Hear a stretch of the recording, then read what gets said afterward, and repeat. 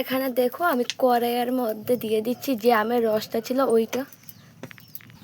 তোমরা অনেকেই ভাবতে পারো আমি আগের দিনের আম সত্যতা আজকে তোমাদের সাথে শেয়ার করছি, তার কারণে আমি আজকে প্রথমে গুঁড়ামরিচ দিয়ে দিচ্ছি, কারণ কালকে দিয়েছিলাম আগে রং, তার কারণে আজকে গুঁড়ামরিচটা দিয়ে দিয়েছি।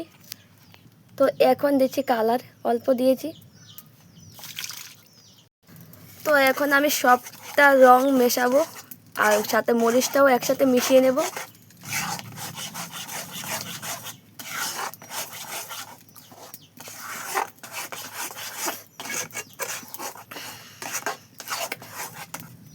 তোমাদেরকে তো আগের দিনে আমি বলে দিয়েছিলাম যে সুন্দর করে মেশাতে হবে যাতে কালারটা সবটা আমসত্ত্বর মধ্যে মিশে যায়, না হলে এক জায়গাতে রং থাকবে আর এক জায়গাতে থাকবে না। তো এখানে আমি সুন্দর করে তার কারণে মিশিয়ে নিচ্ছি।